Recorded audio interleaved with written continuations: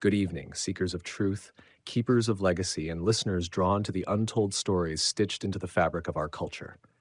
I am the Duke of New York, and this is Faces of History, where we peel back the layers of time and taboo to meet the men and women whose choices shaped entire generations. Tonight, we dim the lights and step inside a mansion guarded by iron gates and lined with marble statues of mythic gods and goddesses, a house that, for some, was a symbol of sin and scandal, and for others, a sanctuary of freedom and rebellion. Tonight, we meet Hugh Marston Hefner, the man in the silk robe, pipe in hand, whose magazine didn't just peddle glossy pages of nudity, but sparked a cultural revolution, or, depending on who you ask, a cultural unraveling. This is not the tale of a Playboy Mansion alone. It's the story of a boy from the Midwest who dreamed in cartoons, turned rebellion into an empire, and died both worshipped and condemned by the very world he tried to liberate. Tonight, we unravel the man behind the bunny ears, Hugh Hefner. Before the silk robe, before the mansion, before the bunnies and the neon sign that read Playboy, there was a skinny boy named Hugh Marston Hefner. Growing up under a gray Chicago sky in a house where rules were clear and passion was meant to be hidden under button collars and Sunday sermons. Born on April 9th, 1926, to Grace Caroline and Glenn Lucius Hefner, Hugh was the first son of a strict Methodist family. The Hefners were not poor. His father worked as an accountant, his mother a devout homemaker, but they were starved of warmth. They were respectable, moral, the kind of people who closed the curtains when the neighbors walked by and kept their voices down in the halls of the church. Grace Hefner, Hugh's mother, was a woman of formidable piety. She believed the body was a vessel for the soul, not a playground for pleasure. Hugs were rare, praise even rarer. Yet in young Hugh, something restless was already taking shape. A hunger for fantasy, for escape, for color in a life painted in beige. Hugh turned inward. His refuge was a simple pencil, the first instrument of rebellion in a house that demanded order. He drew, he scribbled, he filled the blank margins of his school books with cartoons and imaginary stories. He loved comic books, pulp magazines, detective yarns filled with beautiful women and dangerous men. He idolized the heroes of the silver screen, suave men in tuxedos who smoked cigarettes with a wink and always got the girl. But Hugh was not the dashing rebel yet. In the hallways of Steinmetz High School, he was shy, awkward, and painfully aware of his social shortcomings. Other boys played sports. Hugh created. He wrote for the school paper. He penned jokes for classmates. He invented characters. He once claimed he felt like an outsider at his own dinner table. A boy whose mind was somewhere else entirely, writing the script for the man he wanted to become. Even then, the seeds of his adult rebellion were buried in those cartoon panels. Hefner wasn't just sketching superheroes, he was sketching freedom. In his drawings, the people were free to kiss, to laugh, to disobey. In his bedroom at night, he clipped pinups from magazines, taped them behind closet doors. Secrets only he knew about, secrets that whispered that maybe life didn't have to be lived in grayscale. When World War II came calling, Hugh, like so many young men of his generation, joined the fight. He never saw combat. Instead, he served as a writer and cartoonist for the Army newspapers. Between barracks and drills, he filled military newsletters with jokes and doodles that gently mocked authority, even as they kept his comrades entertained. For a boy who always felt like an outsider, it was the first time his cartoons connected him to something bigger. After the war, America was changing, but it was also clinging desperately to old illusions. Soldiers came home to white picket fences and the promise of respectable jobs, respectable families, respectable Sunday dinners. But Hugh Hefner was not built for respectable, not in the way his parents would have understood. At the University of Illinois, he threw himself into student life, writing columns, editing the humor magazine, and penning editorials that poked at the edges of campus conservatism. He graduated with a degree in psychology and a minor in creative writing, and an obsession with the question that would define his life. Why are we so afraid of pleasure? After graduation, he married Mildred Williams, his first wife. But even here, the world would hand him a lesson about the secrets that polite society hides. On the eve of their wedding, Mildred confessed she'd been unfaithful during his military service. a betrayal that would leave Hefner both devastated and, some say, forever convinced that monogamy was a lie. People told themselves to feel righteous. For a brief moment, he tried to be what his father had been, a man in a gray suit, working 9 to 5, punching a clock at Esquire magazine as a copywriter. But when they denied him a $5 raise, he walked out the door with a lesson learned. If you want the world you dream about, you don't ask for permission, you build it yourself. And so, the boy with the pencil became the man with the pipe, the man who would put Marilyn Monroe on his cover and a nation's Puritan code on notice. Hugh Hefner was never just born. He was drawn, written, and rewritten by his own hand. A cartoonist who made himself the cartoon, the soft-spoken boy who built a fortress of fantasy and freedom on glossy pages, bunny ears, and velvet ropes. In that lonely Chicago bedroom with pencil shavings on his desk and pinups hidden behind closet doors, the seed of Playboy was already sprouting. A promise that one day a man could live unashamed of his desires. And that promise, for better or worse, would find its way into millions of living rooms, under mattresses, and into a culture desperate to believe that pleasure was not a sin, but a birthright. And so, seekers of truth, we leave young Hugh here, pencil in hand, eyes wide open, ready to redraw the boundaries that polite America tried so hard to fence in.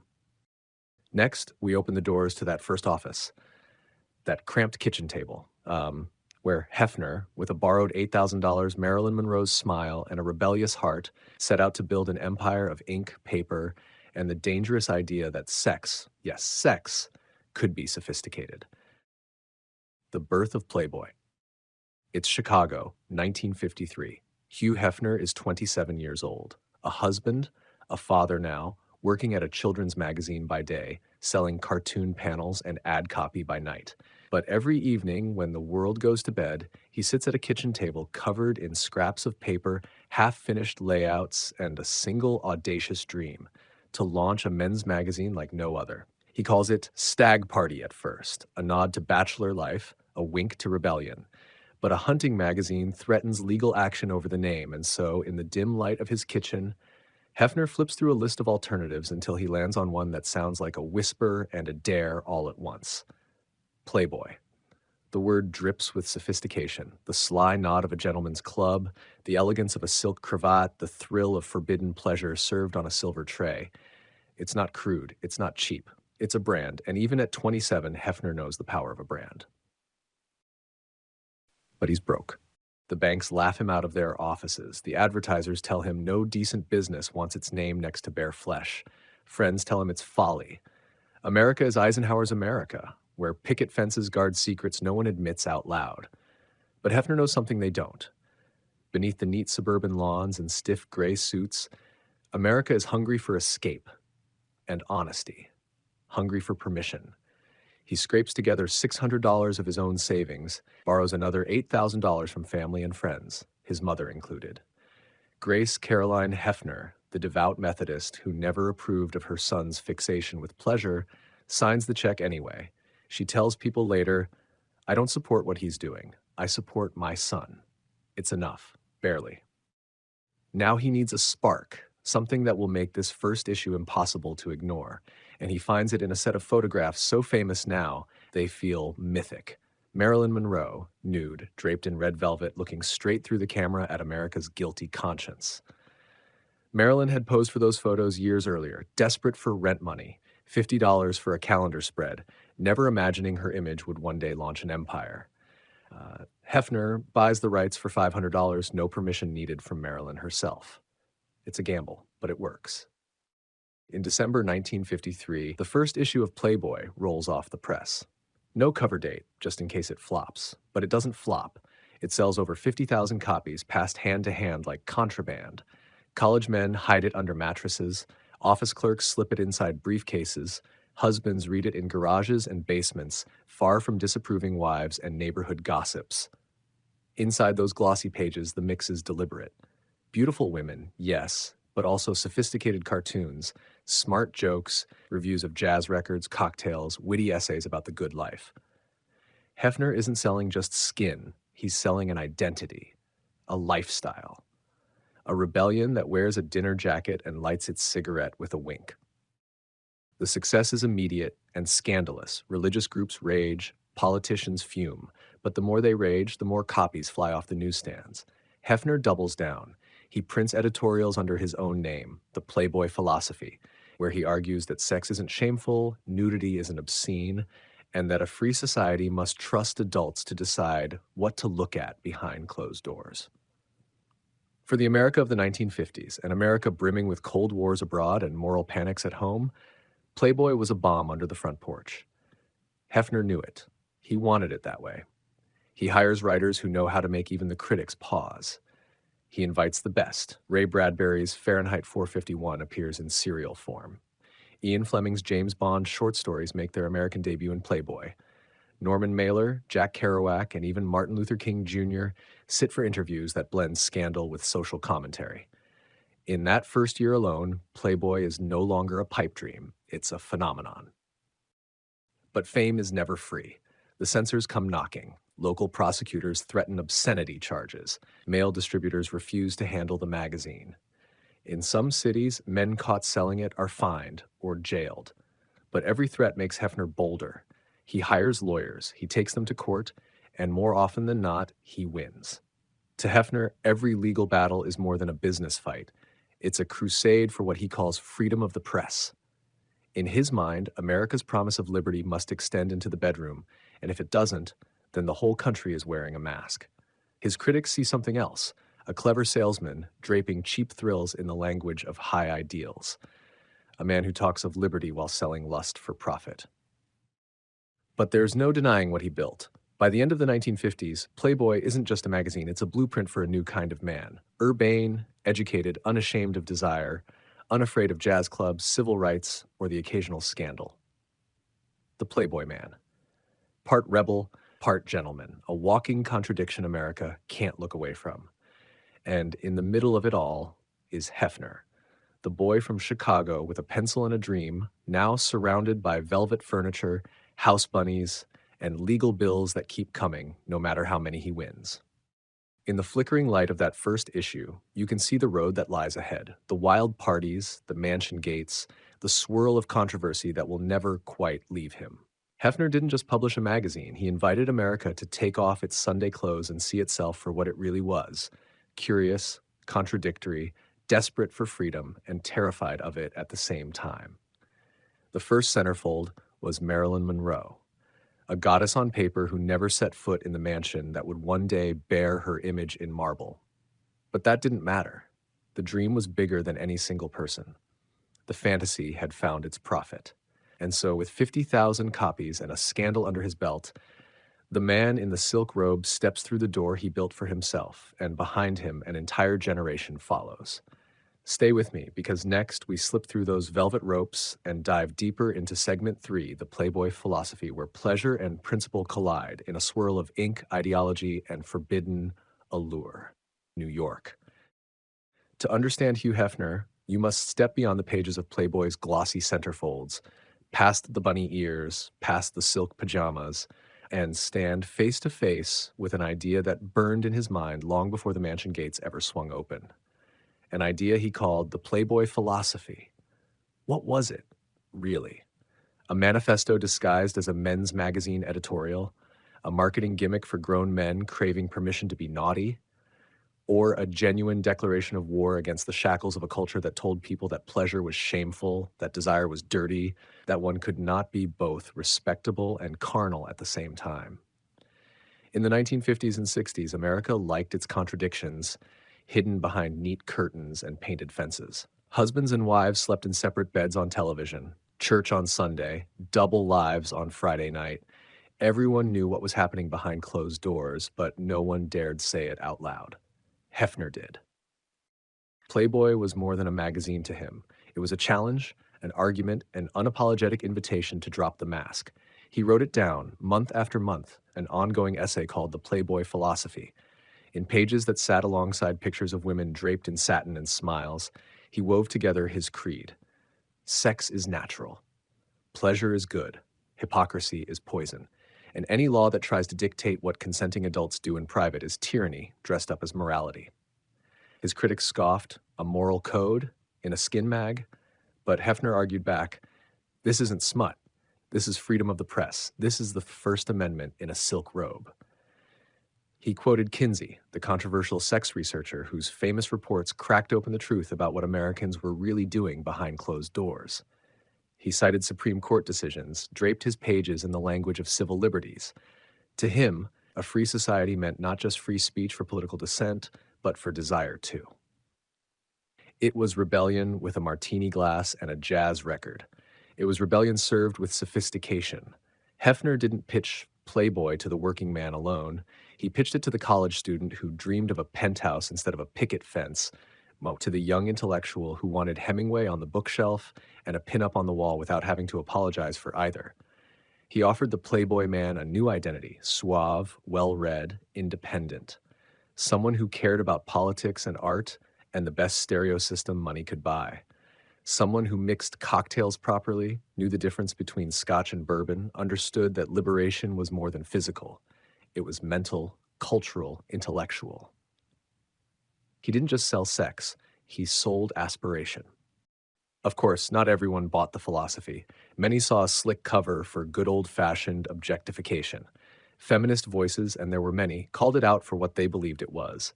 A man's fantasy world where women were props, decoration, living centerfolds, meant to be adored, posed, and discarded. Hefner bristled at that. He insisted that Playboy respected women more than puritanical America ever had, that the magazine celebrated female sexuality rather than shaming it. He pointed to the writers, serious literary giants, and the interviews that probed the minds of cultural revolutionaries, civil rights leaders, artists, and politicians. In the pages of Playboy, Martin Luther King Jr. sat for one of his longest interviews. Malcolm X too, Miles Davis, Muhammad Ali, John Lennon.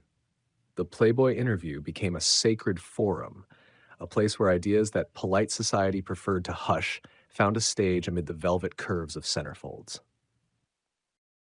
Hefner's philosophy didn't stop at sex.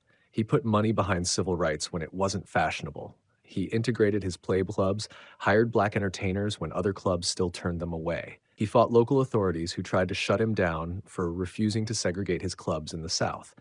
He saw censorship as the enemy, whether it came for his magazine or for any book, film, or idea that dared to question the status quo. In courtrooms and on talk shows, he defended the right to print what he printed. Nudity, yes, but also stories that made moral gatekeepers squirm. Some say it was all convenient packaging, that the Civil Liberties Crusade was a silk cover draped over a gold mine of male fantasy. Some say he meant every word. Maybe both are true.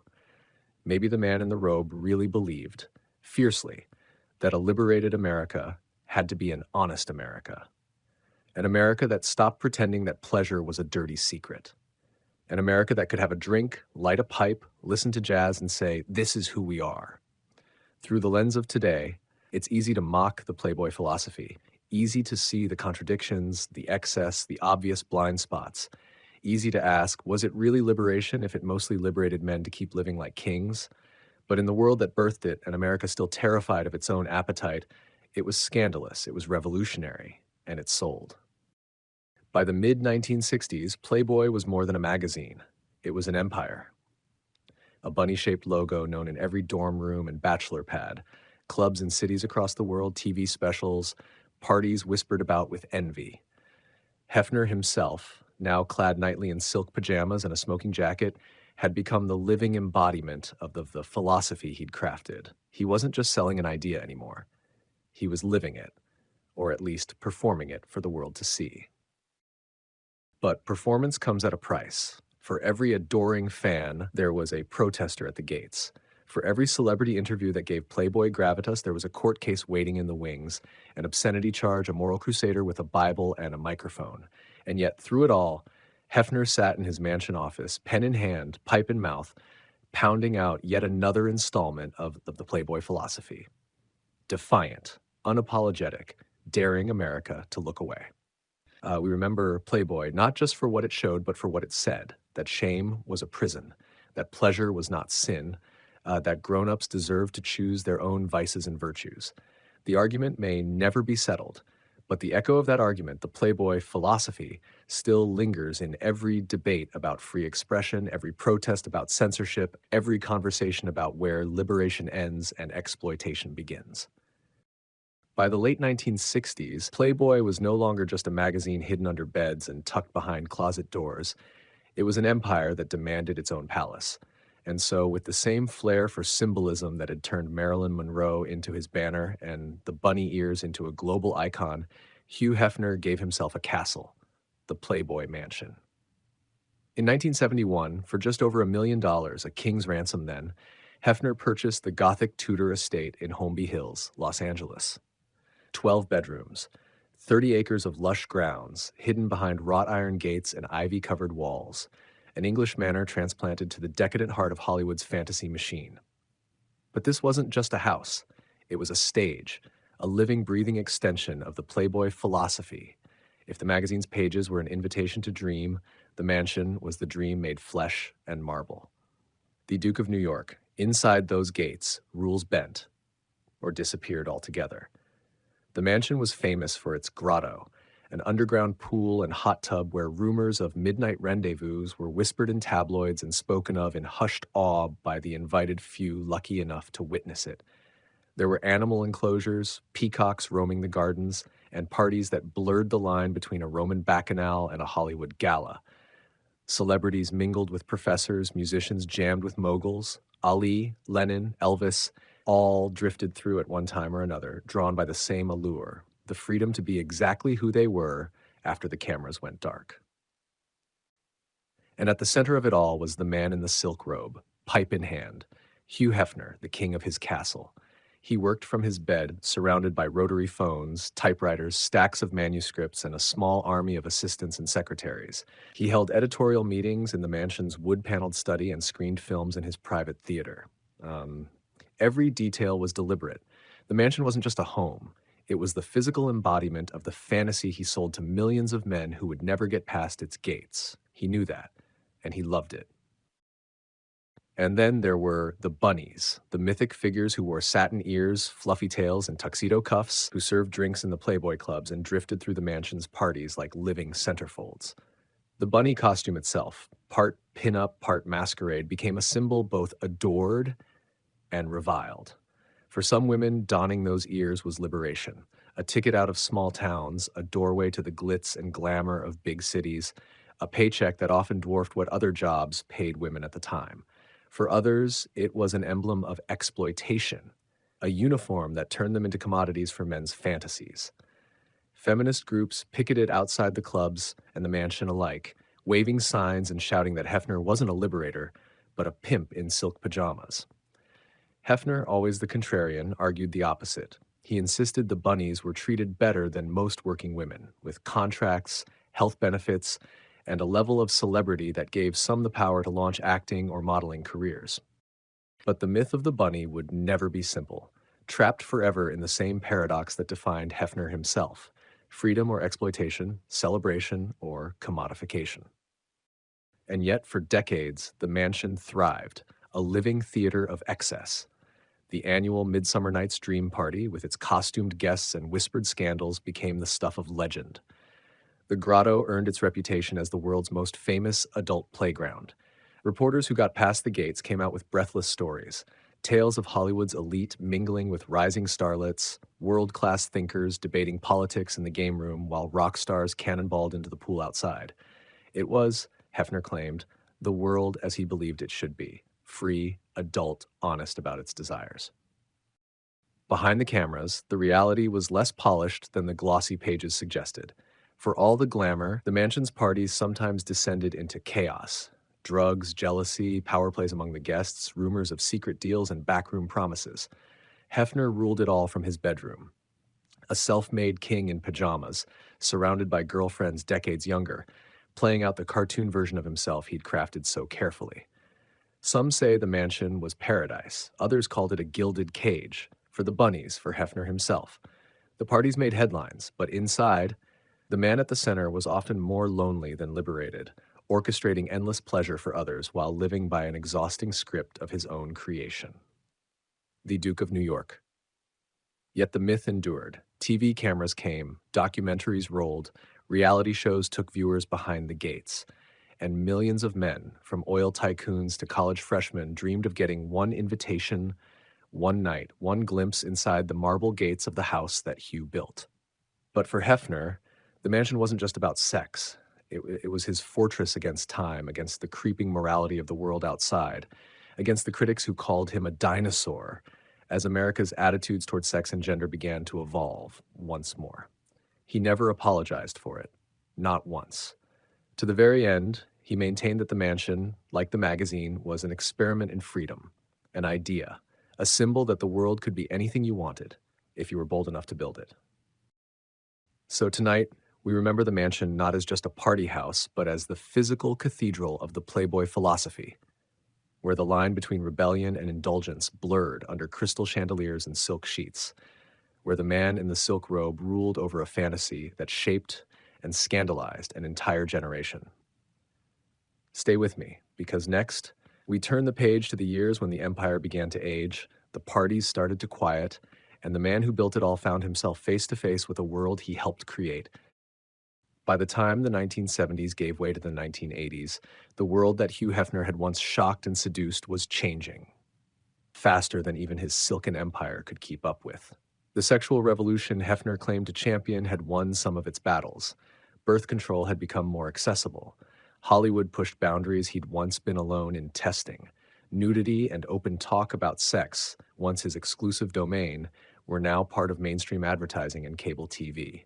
In some ways, the world had caught up to Playboy, but in catching up, it began to pass him by. The magazine's formula, the centerfold, the jokes, the interviews, started to feel familiar, predictable. Rivals like Penthouse pushed the envelope further, promising more explicit content, more shock, more rawness. Suddenly, Hefner's version of the liberated man, the martini-sipping, jazz-listening connoisseur of sophisticated sin, seemed almost quaint next to the raw fantasies flooding the market. And then the world brought new storms. The feminist movement, no longer a whisper, but a roar, turned its gaze on Hefner's empire with fresh fury. Gloria Steinem went undercover as a Playboy bunny in 1963, famously exposing the exhausting demands and humiliations behind the satin ears and fluffy tails. Her expose, A Bunny's Tale, painted the Playboy Club not as a liberated playground, but as a carefully managed factory of male fantasy, where young women were measured, inspected, and made to smile whether they wanted to or not. For decades, Hefner defended himself as an ally of women's liberation, claiming that he was a champion of sexual freedom for everyone. But many feminists argued that his freedom stopped at the mansion gates, that in his world, women existed primarily to adorn a man's fantasy, never truly liberated from the male gaze that paid the bills. The legal battles never really stopped either. Obscenity trials, community bans, censorship fights, these were badges of honor for Hefner in his prime.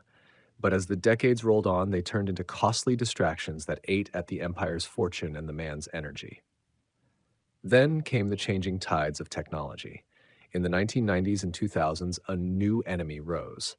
Not a moral crusader with a Bible, but an entire generation who no longer needed to buy a magazine to glimpse what they'd once hidden under their beds. The internet, with its limitless instant access to images far more explicit than Playboy ever dared print, rattled Hefner's glossy fortress to its foundations. Circulation plummeted. Advertising dollars fled to the digital frontier. The mansion remained a cultural landmark, but the magazine that funded it bled ink and red numbers. Playboy was no longer an exclusive invitation to a secret world. The internet had thrown open the gates to everything, everywhere, all at once, for free. And inside the mansion, the myth began to show cracks. Former girlfriends, employees, and bunnies started telling stories that painted a different picture than the fantasy Hefner spent decades curating. They spoke of strict rules, of jealousy of an aging man desperate to control every detail, from curfews to clothing, to keep the fantasy alive. Some described the parties as more grim than glamorous, where the laughter dulled and the wild freedom turned mechanical, like a show being kept alive past its prime. Rumors of drug use and manipulative contracts swirled around the edges. Biographers wrote books that poked holes in the silk curtains, questioning how much freedom really existed in a world where one man pulled all the strings. For his part, rarely flinched publicly. He continued to argue that his was a life of celebration, of honesty, of pleasure without guilt, and that the scandals swirling around him were the price a pioneer paid for dragging America into the light. But age is the one frontier no man can buy or charm his way past. The rebel in the silk robe became a grandfather, then an icon, then, for some, a relic of an era America wasn't sure it wanted to celebrate anymore. By the 2000s, Playboy cycled through new editors who tried to modernize the magazine for generations raised on digital screens and shrinking attention spans. There were experiments, new layouts, digital content, promises of more class or more edge, depending on the decade. But the numbers never climbed back to their heyday. Outside the mansion gates, the world debated what Hefner's legacy really was. Some still saw him as a pioneer who broke taboos and defended free expression when few dared. Others saw a shrewd businessman who wrapped old-school objectification in velvet words about liberty. He became a target for talk shows and think pieces. A man who once thrilled a generation, now dissected by new generations eager to redefine freedom and consent on their own terms. And Hefner, ever the showman, played his role to the final curtain. The silk robe, the pipe, the bunnies by his side, the aging king in a fantasy kingdom that felt both timeless and out of time. So as the empire declined, as competitors rose and fell, as lawsuits, protests, and obituaries were drafted before the man even died, Hefner stayed exactly who he'd always been. The boy with the pencil, the cartoonist who drew himself into existence, the rebel who would not, or could not, imagine another version of himself. For his fans, he was the man who gave America permission to confess its hidden desires. For his critics, he was proof that even rebellion could become its own kind of cage. Next, we stand at the final gates, not the iron ones of the mansion, but the gates that every empire, every man must face when the lights dim and the silk robe can't shield him from time. Even for the man who built an empire on youth, beauty, and the illusion of eternal pleasure, time comes calling, uninvited, unstoppable. And when it does, no velvet rope or iron gate can keep it from crossing the threshold. In his final years, Hugh Hefner became a figure both larger than life and hauntingly ordinary. A man who, once the king of the sexual revolution, now shuffled through his mansion in silk pajamas like a living ghost of the American mid-century dream. He was still surrounded by the symbols he'd crafted, the bunnies, the grotto, the parties, but the myth had begun to feel like an echo of a wilder time. The roaring jazz was replaced by reality show cameras and tabloid rumors.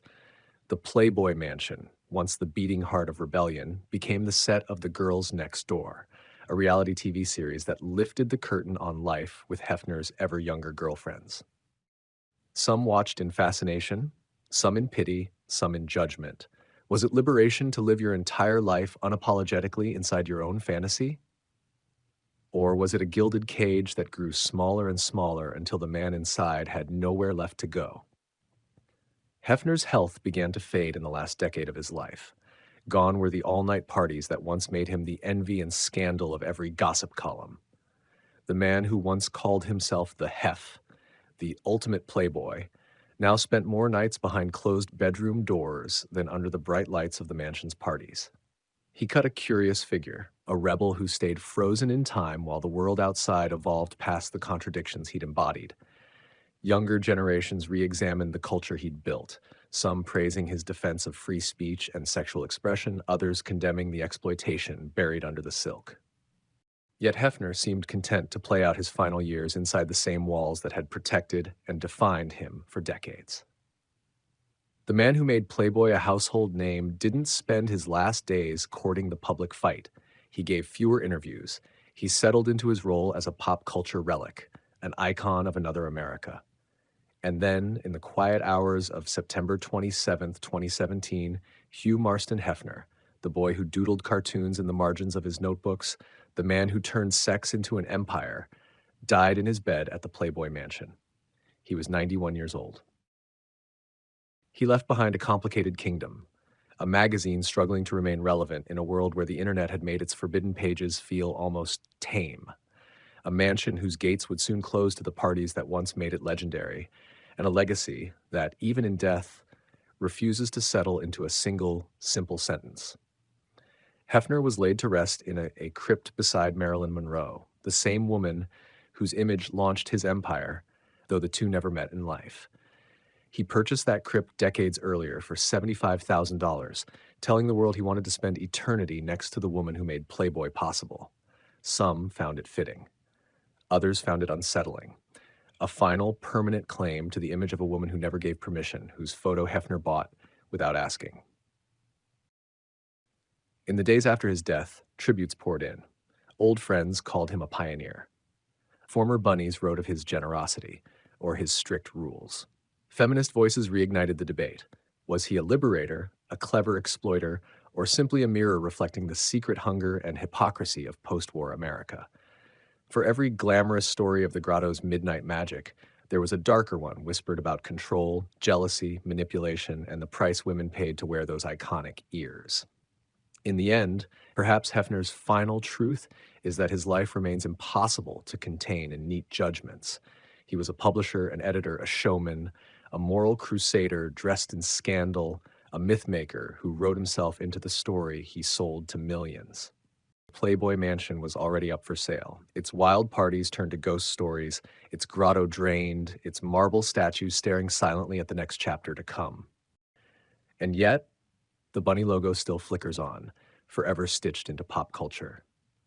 Playboy may never regain the towering heights of its heyday, but its mark, for better or worse, lingers in the way America talks about sex, about censorship, about freedom, and its limits.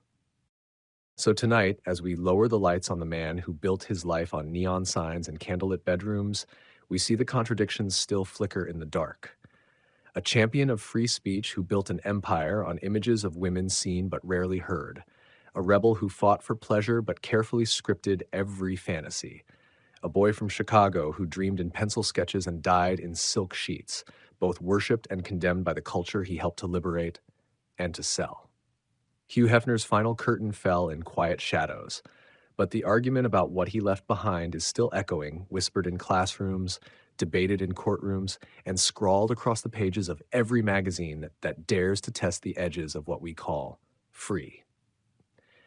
Hugh Hefner remains one of the most polarizing figures in American culture. To some, he was a prophet of personal freedom, a defender of free speech, a man who pushed America to confront its double standards about sex and shame. To others, he was a merchandiser of flesh who wrapped exploitation in velvet and called it liberation.